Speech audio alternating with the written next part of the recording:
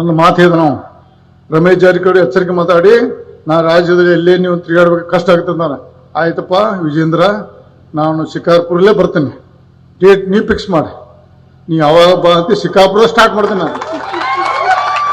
ನಾ ಶಿಕಾರ್ಪುರದಾಗ ಅವ್ರ ವಿಜೇಂದ್ರ ಮಣಿ ಮುಂದಿಂದ ನಾ ಪ್ರವಾಸ ಚಾಲು ಮಾಡ್ದೇನೆ ನೀನು ಅನ್ಯಾಯ ಹೇಳ್ತದ ನೋಡೋಣ ನಾ ಅದಕ್ಕೆ ನೀನು ಸವಾಲು ಸ್ವೀಕಾರ ಮಾಡಿದ್ದೇನೆ ಯಾವಾಗ ಹೇಳು ನೀನೇ ಡೇಟ್ ಫಿಕ್ಸ್ ಮಾಡಿ ನಾ ಶಿಕಾರ್ಪುರದಿಂದ ಪ್ರಾರಂಭ ಮಾಡ್ದೇನೆ ನನ್ನ ಪ್ರವಾಸ ಮತ್ತು ನಾ ಏನು ಪೊಲೀಸರು ತರೋದಿಲ್ಲ ಗಂಡ್ಮ್ಯಾನ್ ತರೋದಿಲ್ಲ ಯಾವ ಮಂದಿ ಒಬ್ಬ ಬರ್ತಾನೆ ನಾ ನೀ ಎಲ್ಲಿ ನಿನ್ನ ಎಚ್ಚರಿಕೆ ನಿನ್ನ ಬೇಕಾರೆ ಮೂಲೆ ಮೇಲೆ ಅಡ್ಡಾಡಕ್ಕೆ ಕೊಡೋದಂತ ಶಕ್ತಿ ನನ್ನ ಕಡೆ ಇದೆ ನಿನಗೆ ಬೇಕಾರೆ ನಿನ್ನ ಎಲ್ಲಿ ಬೇಕಾದ್ರೆ ನಿನ್ನ ಹೆದರ್ಸೋದ ಶಕ್ತಿ ದೇವ್ರು ನಾನು ಕೊಟ್ಟ ಆದ್ರೆ ಅದನ್ನು ಮಾಡೋದಿಲ್ಲ ನಿನ್ನಂತ ಕೀಳು ಮಟ್ಟ ರಾಜಕಾರಣ ಅಲ್ಲ ಇವಾಗ ರಾಜ್ಯ ಅಧ್ಯಕ್ಷತೆ ವೈಯಕ್ತಿಕ ವಿಜೇಂದ್ರನ ಕೆಟ್ಟಿರ್ಬೋದು ಆದ್ರೆ ಪಕ್ಷ ಅಧ್ಯಕ್ಷ ನೀವು ನಿನಗೆ ಗೌರವ ಇದೆ ನನಗೆ ವಿಜೇಂದ್ರ ಬಗ್ಗೆ ನಂಗೆ ಗೌರವ ಇಲ್ಲ ಪಕ್ಷ ಅಧ್ಯಕ್ಷ ಬಗ್ಗೆ ಗೌರವ ಇದೆ ದಯವಿಟ್ಟು ಪಕ್ಷದ ಚೌಕಟ್ಟಿನಲ್ಲೇ ಇದ್ದೇನೆ ಯಡಿಯೂರಪ್ಪ ಬಗ್ಗೆ ನಾವು ಕಳ್ಕೊಳ್ಳದೆ ಯಡಿಯೂರಪ್ಪ ಇವತ್ತು ನಾವು ಮನವಿ ಮಾಡ್ಕೊತಾನೆ ಯಡಿಯೂರಪ್ಪನವರೇ ಇವತ್ತು ನಮ್ಮ ನಾಯಕರು ಆದರೆ ವಿಜೇಂದ್ರ ಪಂಡಿತ್ ನೀವು ಹಾಳಾಗತ್ರಿ ವಿಜೇಂದ್ರ ಇನ್ನೂ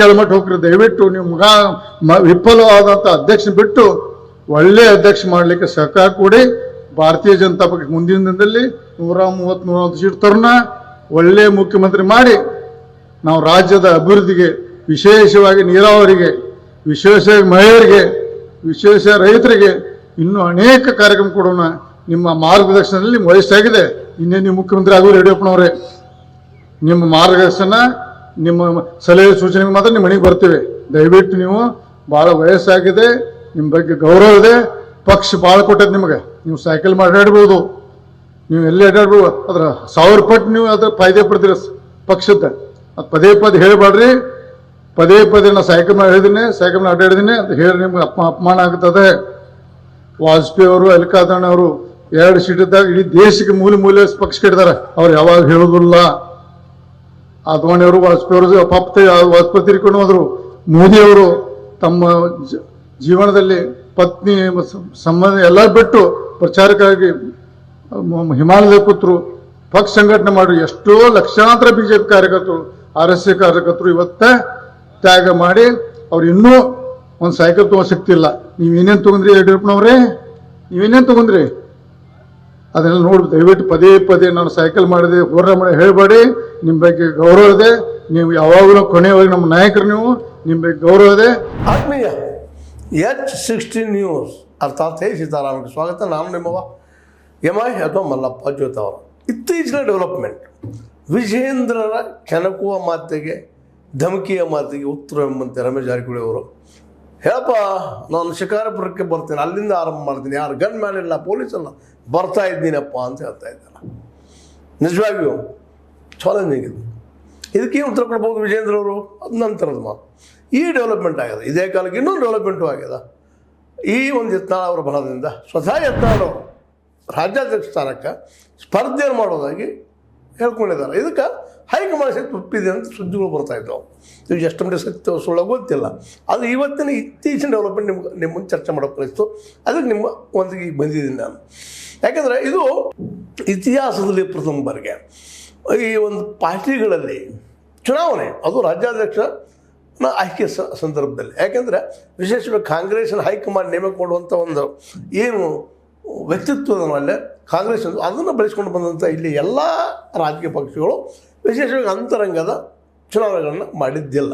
ಆದರೆ ಫಸ್ಟ್ ಟೈಮ್ BJPಯಲ್ಲಿ ಹೈಕಮಾಂಡ್ ಚುನಾವಣೆ ಮಾಡೋದಕ್ಕೆ ಮುಂದಾಗಿಲ್ಲ. ಇದಕ್ಕೆ ಹಲವಾರು ಕಾರಣಗಳು ಇರ್ಬೋದು. ಬಟ್ ವಿಜೇಂದ್ರ ಹೇಳಲಿಕ್ಕಿಲ್ಲ ಅನ್ನುವಂಥ ಒಂದು ದಾಷ್ಟ್ಯನೋ ಅಥವಾ ಯಡಿಯೂರಪ್ಪರ ವಿರುದ್ಧವಾಗಿ ಎದ್ದು ನಿಲ್ಲಕ್ಕಿಲ್ಲ ಅನ್ನುವಂಥ ಅತಿ ಆತ್ಮವಿಶ್ವಾಸವೋ ಗೊತ್ತಿಲ್ಲ.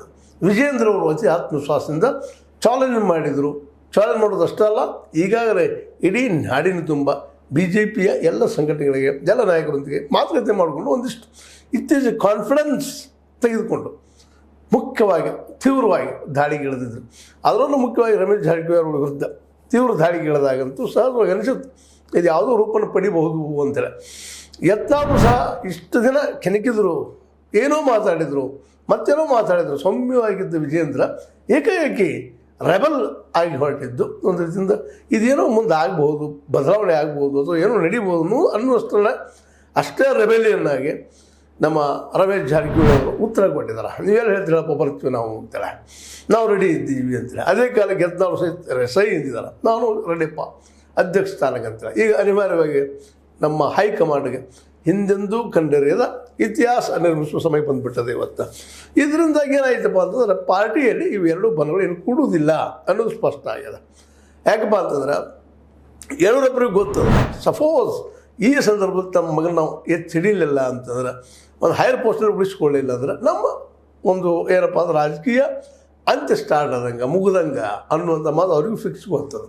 ಅದಕ್ಕೆ ತಮ್ಮ ನಂತರ ತಮ್ಮ ಮಗಳು ತಂದು ನಿಲ್ಲಿಸಬೇಕು, ಮರೆಸಬೇಕು ಅನ್ನೋಂಥ ಪ್ರಬಲವಾದ ಆಕಾಂಕ್ಷೆಯಿಂದ ಈ ಒಂದು ಮೂಮೆಂಟನ್ನು ಶುರು ಮಾಡಿದ್ದಾರೆ. ಮತ್ತು ಸ್ವತಃ ಪ್ರತಿಯೊಂದು ಕ್ಷೇತ್ರಕ್ಕೆ ಹೋಗಿ ಭೇಟಿ ಆಗ್ತಾ ಇದ್ದಾರೆ.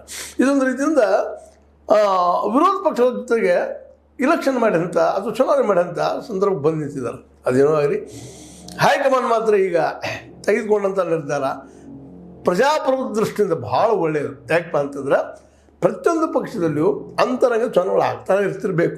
ಯಾಕಂದರೆ ಯಾವ ನಾಯಕ ಇದ್ರು ಸಹಿತ ಅಲ್ಲೇ ಸುತ್ತ ಆಯ್ಕೆ ಆಗ್ತಿರ್ಬೇಕು. ಅದೆಲ್ಲ ಬಿಟ್ಟು ಹೈಕಮಾಂಡ್ ಅಂದರೆ ನಿಮ್ಮ ನಾಯಕಪ್ಪ ಇವ್ರು ಇಂಥವ್ರು ಅಂತ ಹೇಳುವಂಥದ್ದು ಆಗ್ತಾ ಇರಬಾರ್ದು ಅನ್ನೋದು ನಾವು ಗಮನಿಸ್ಬೇಕಾಗಿದೆ. ಇನ್ನೇನೋ ಇರಲಿ, ಇನ್ನು ಯಾರು ಗೆಲ್ತಾರೆ ಯಾರು ಬಿಡ್ತಾರೆ ಚರ್ಚೆ ಸ್ಟಾರ್ಟ್ ಆಗಿಬಿಟ್ಟಿತ್ತು. ಯಾಕಪ್ಪ ಅಂದ್ರೆ ರಾಜ್ಯಾಧ್ಯಕ್ಷ ಪೋಸ್ಟ್ ಸಣ್ಣದಲ್ಲ, ಭಾಳ ದೊಡ್ಡ ಪೋಸ್ಟ್. ಆ ಪೋಸ್ಟಲ್ಲೇ ಯಾರು ಬರ್ಬೋದು, ವಿಶೇಷವಾಗಿ ಈಗಿನ ಒಂದು ಮಟ್ಟದಲ್ಲಿ ನಾವು ವಿಚಾರ ಮಾಡಿದಾಗ, ಈಗಿನ ಸಂದರ್ಭದಲ್ಲಿ ನಾವು ಯೋಚನೆ ಮಾಡಿದಾಗ ವಿಶೇಷವಾಗಿ ಒಂದು ಕೈ ಯತ್ನಾಳ್ ಮೇಲೇನೋ ಅಂತ ಅನ್ನಿಸ್ತದೆ. ಯಾಕಂದರೆ ಯತ್ನಾಳ್ ಹಿಂದೆ ಭಾಳಷ್ಟು ಜನ ಇದ್ದಾರೆ. ಯಾಕಪ್ಪ ಅಂತಂದ್ರೆ ಎಲ್ಲರೂ ಅವ್ರವ್ರ ಕ್ಷೇತ್ರದಲ್ಲೇ ತುಂಬ ಪ್ರಭಾವಿಯಾಗಿದ್ದಾರೆ. ಹೀಗಾಗಿ ಯತ್ನಾಳ್ರ ಒಂದು ಏನಪ್ಪ ಅಂದರೆ ಈ ಚುನಾವಣೆಯಲ್ಲಿ ಗೆಲ್ಲಬಹುದು ಅನ್ನುವಂಥ ಮಾತುಗಳು ಸಹಿತ ಅಲ್ಲಲ್ಲೇ ಮಾತಾಡೋದು ಕೇಳ್ತಾ ಇದ್ದೀವಿ. ಆದರೆ ಯಡಿಯೂರಪ್ಪರ ಶಕ್ತಿಯನ್ನು ಈಗಾಗಲೇ ಎಲ್ಲರೂ ಬಂದು KJP ಕಟ್ಟಿದಾಗ KJP ಜೊತೆಗೆ ಅವರು ಸೋತ್ ರಾಮತ್ ಬೇರೆ, KJP ಜೊತೆಗೆ BJP ಮನೆ ಕಳಿಸಿದಂಥ ಒಂದು ಕೀರ್ತಿ ಅವ್ರಿಗೆ ಹಿಂದೆ. ಈ ನೆಲೆಯಲ್ಲಿ ಯಡಿಯೂರಪ್ಪನವರು ಸಹ ಭಾಳ ತೀವ್ರವಾಗಿ ಸ್ಪಷ್ಟವಾಗಿ ಈ ಒಂದು ಏನಪ್ಪ ಅಂತಂದ್ರೆ ಚುನಾವಣೆಯನ್ನು ಸೀರಿಯಸ್ ಆಗಿ ತೆಗೆದುಕೊಳ್ಳುವಂಥ ಎಲ್ಲ ಸಾಧ್ಯತೆಗಳಿದ್ದಾವೆ. ಹೀಗಾಗಿ ಇದೊಂದು ಕದನ ಹೇಗಾಗ್ತದಪ್ಪ ಅಂತಂದ್ರೆ ಇದು ಎನಿ ಕಾಸ್ಟ್ ಯಾವುದೇ ಎಂಥದೇ ಸಮಯ ಬಂದರೂ ಗೆಲ್ಲಲೇಬೇಕು ಅನ್ನುವಂತಹ ಛಲ ಎರಡು ಕಡೆ ಇರೋದ್ರಿಂದಾಗೆ ಮೋಸ್ಟ್ಲಿ BJPಯಲ್ಲಿ ಒಬ್ಬ ಹೊಸ ನಾಯಕ ಹುಟ್ಟಬಹುದು, ಇಲ್ಲ ಹುಟ್ಟಲಿಲ್ಲ ಅಂತಂದ್ರೆ ಒಂದೇಳೆ ಹುಟ್ಟಿದ್ರೆ ಭಾಳ ಉತ್ತಮ. ಯಾಕಂತಂದ್ರೆ ಈಗಿನ ಮಟ್ಟಿಗೆ ಹೇಳೋದಪ್ಪ ಅಂತಂದ್ರೆ ಈಗ ವಿಶೇಷವಾಗಿ ನಮ್ಮ ಯತ್ನಾಳ್ ನಿಲ್ಲಬಹುದು ಅಂತ ಮಾತುಗಳಿದ್ದಾವೆ. ಈಗಿನ ಆರಂಭದ ಹಂತದಲ್ಲ, ಇನ್ನೂ ದಿನಗಳಾದಂಗೆ ಇನ್ನೂ ನಮ್ಮ ಶೋಭಾ ಕರಂದಾಜಲೆ ಅವರು ರೇಸ್ನಲ್ಲಿದ್ದಾರೆ, ನಾವು ಎಲೆಕ್ಷನ್ ನಿಲ್ಬೇಕಂತೇಳಿ. ಬಸವರಾಜ ಬೊಮ್ಮಾಯಿಯವರು ಆ ರೇಸ್ನಲ್ಲಿದ್ದಾರೆ. ಇವರಲ್ಲಿ ಯಾರಿಗಾದರೂ ಆಗ್ಬೋದು. ಮೋಸ್ಟ್ಲಿ ಯತ್ನಾಳ್ರಾಗಿರ್ಬೋದು, ರಮೇಶ್ ಅವರಾಗಿರ್ಬೋದು ನಿಂದ್ರೆ ಇನ್ನೂ ಖಡಕ್ಕಾದಂತಹ ಒಂದು ಚುನಾವಣೆ ಆಗ್ಬೋದು. ಬಟ್ ನೋಡಬೇಕು ತಂತ್ರ ಪ್ರತಿತಂತ್ರಗಳನ್ನು. ಅದರಲ್ಲೂ ಇತ್ತೀಚೆಗೆ ವಿಶೇಷವಾಗಿ ರಮೇಶ್ ಅವರು ಇವತ್ತು ಮಾತಾಡಿದಂಥ ಮಾತನ್ನು ಗಮನಿಸಿದಾಗ ಬುದ್ಧಿವಂತಿಕೆಯಿಂದ ಒಂದು ಕಡೆ ನಮ್ಮ ಲೀಡರ್ ಯಡಿಯೂರಪ್ಪರ ಮೇಲೆ ಎತ್ತಿಡೋದಂಥದ್ದು, ಇನ್ನೊಂದು ಕಡೆ ವಿಜೇಂದ್ರ ಅವ್ರ ಎಂಥ ಹುಡುಗ ಎಷ್ಟು ಬುದ್ಧಿಗೆಡಿದಾರನ್ನು ತೋರಿಸುವಂಥ ಪ್ರಯತ್ನ ಮಾಡಿದ್ದಾರೆ. ಇಂಥವೆಲ್ಲ ನೋಡಿದಾಗ ಈ ಚುನಾವಣೆಯನ್ನು ಭಾಳ ಸೀರಿಯಸ್ ಆಗಿ ತೆಗೆದುಕೊಂಡಾರ. ಅಷ್ಟೇ ಅಲ್ಲ, ಅವ್ರವ್ರು ಬಿಟ್ಟು ಬೇರೆದವ್ರು ಯಾರಾದರೂ ಆಗಲ್ಲ ಅಂತೇಳಿ. ಸಪೋಸ್ ನಾಳೆ ಬಸವರಾಜ ಬೊಮ್ಮಾಯಿಯವರು ಸಹಿತ ಎದುರು ನಿಲ್ಲಿಸ್ಬೋದೇನೋ. ಆದರೆ ಬಸವರಾಜ ಬೊಮ್ಮಾಯಿ ಆಯಿತು, ಸದಾನಂದ ಗೌಡರಾದ್ದು, ಇನ್ನೊಬ್ಬರಾದ್ದು ವಿಶೇಷವಾಗಿ ಇವರ ವಿರೋಧವಾಗಿ, ಅದರಲ್ಲೂ ಯಡಿಯೂರಪ್ಪರ ವಿರೋಧವಾಗಿ ನಿಲ್ತಾರ ಅನ್ನುವಂಥದ್ದು. ಯಾಕಪ್ಪ ಅಂತಂದ್ರೆ ಯಡಿಯೂರಪ್ಪರ ಉಪಕಾರ ಯಾವ್ಯಾವ ರೂಪದಲ್ಲಿ ಇವರಿಗೆಲ್ಲ ಆದಂಥದ್ದು ಒಂದು ಕಾಲದಲ್ಲಿ. ಮೋಸ್ಟ್ಲಿ ಯಡಿಯೂರಪ್ಪರ ವಿರುದ್ಧ ನಿಲ್ಲಕ್ಕೆಲ್ಲ ನಿಂತರೆ ಯತ್ನಾಳ್ ಇರ್ಬೋದು. ಆದರೆ ಯತ್ನಾಳ್ ಎಷ್ಟು ಮಟ್ಟಿಗೆ ಗೆಲ್ತಾರೆ ಅನ್ನೋ ಸಹಿತ ಒಂದು ಕಡೆ ಪ್ರಶ್ನೆ ಇದ್ದರು. ಇನ್ನೊಂದು ಕಡೆ ಯಾಕಂದ್ರೆ ಒಳಗಡೆ ಯಡಿಯೂರಪ್ಪನ ಸೋಲಿಸ್ಬೇಕು ಅನ್ನೋಂಥವ್ರು ಅಲ್ಲೂ ಭಾಳಷ್ಟು ಜನ ಇದ್ದಾರೆ, ಅವ್ರ ಜೊತೆಗೆ ಇದ್ದಂಥವ್ರು ಇದ್ದಾರೆ. ಈ ಸಂದರ್ಭದಲ್ಲಿ ಯಡಿಯೂರಪ್ಪರ ವಿರೋಧಿಗಳು ವಿಜೇಂದ್ರರ ವಿರೋಧಿಗಳು ಒಂದಾಗಿ ವಿಜೇಂದ್ರನ ಮನೆ ಕಳಿಸುವಂಥ ಅಥವಾ ರಾಜ್ಯಾಧ್ಯಕ್ಷ ಸ್ಥಾನದಿಂದ ಹೊರಗೆ ಅಟ್ಟುವಂಥ ಕೆಲಸ ಮಾಡ್ಬೋದು. ಅದೇನೋ ಆಗಲಿ, ಇದರಿಂದಾಗಿ ಒಂದು ಮಾತ್ರ ಆಗ್ಬೋದು, ಯಡಿಯೂರಪ್ಪನವರು ಎಷ್ಟೋ ಇಲ್ಲ ಅವರು ಹೊರಗೆ ಹೋದ್ರೆ BJPಗೆ ಲಿಂಗಾಯತ್ ಲೀಡರ್ ಅನ್ನುವಂಥದ್ದು ಇಲ್ಲ ಅನ್ನೋದನ್ನು ಗಮನಿಸಬೇಕಾಗ್ಯದ. ಯತ್ನಾಳ್ರಂತೂ ಇಲ್ಲಿವರೆಗೆ ಲಿಂಗಾಯತ್ ಲೀಡರಾಗಿ ಬಿಂಬಿಸ್ಕೊಂಡಿಲ್ಲ. ಒಂದು ಬಿಜಾಪುರದಲ್ಲೇ ಅದು ಒಂದು ಹಿಂದುತ್ವ ನೆಲೆಗಟ್ಟಲೆ ಅವ್ರು ಗುರುತಿಸ್ಕೊಂಡವ್ರು ಇದ್ದಾರೆ. ಹೀಗಾಗಿ ಎಲ್ಲ ನೆಲೆಯಲ್ಲಿ ಏನಾಗ್ಬೋದು BJPದು ಭವಿಷ್ಯ ಅನ್ನೋದು ಇವತ್ತು ಮತ್ತೆ ಪ್ರಶ್ನಾರ್ಹ ಆಗ್ತದೆ. ಈ ಒಂದು ತಿಕ್ಕಾಟ BJPಗೆ ಹೊಡೆತನೂ ಆಗ್ಬೋದು, ಏನೋ ಆಗ್ಬೋದು. ಬೇಡ, BJPಗೆ ಹೊಸ ವ್ಯಕ್ತಿತ್ವವನ್ನು ತಂದು ಕೊಡ್ಬೋದು. ಒಟ್ಟಾರೆಯಾಗಿ ಈ ಎಲ್ಲ ಏಟಿಗೆ ಎದುರೇಟಿನ ಮಾತುಗಳು ಚಾಲೆಂಜ್ಗೆ ಮತ್ತೊಂದು ಚಾಲೆಂಜ್ ಹಾಕುವಂಥದ್ದು ಬಿ ಜೆ ಪಿಗೆ ಒಳ್ಳೆಯದೂ ಆಗ್ಬೋದು, ಅದ್ರ ಜೊತೆ ಕೆಟ್ಟದ್ದೂ ಆಗ್ಬೋದು. ಏನಾಗ್ತದೋ ಅದು ಭವಿಷ್ಯಕ್ಕೆ ಬಿಟ್ಟಂಥ ವಿಷಯ. ಆದರೆ ಈಗ ಮಾತ್ರ ರಮೇಶ್ ಜಾರಕಿಹೊಳಿ ಅವರು, ಯತ್ನಾಳರು ಇಬ್ಬರು ತಯಾರಾಗಿದ್ದಾರೆ.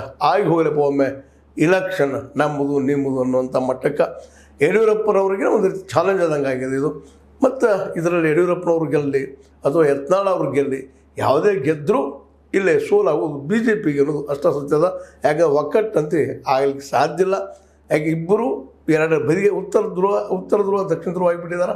ಹೀಗಾಗಿ ಇದರ ಒಂದು ಏನು ಜಾಯಿಂಟ್ ಅಪ್ ಇತ್ತು ಅಥವಾ ಒಂದು ಒಕ್ಕಟ್ಟಿತ್ತು, ಆ ಒಕ್ಕಟ್ಟ ಮೋಸ್ಟ್ಲಿ ಬಿ ಜೆ ಪಿಗೆ ಹೊಡೆತವನ್ನು ಕೊಡ್ತೈತಿ ಅಥವಾ ಕೊಡಬಹುದು ಅನ್ನೋದು ಅಷ್ಟ ಸಿದ್ಧದ. ಹೀಗಾಗಿ ಈ ಚಾಲೆಂಜ್ ಬಿ ಜೆ ಪಿಗೆ ಎಷ್ಟು ಮಟ್ಟಿಗೆ ಹಾನಿ ಮಾಡ್ತದ ಅಥವಾ ಲಾಭ ಮಾಡ್ತದ ಕಾದು ನೋಡಬೇಕು.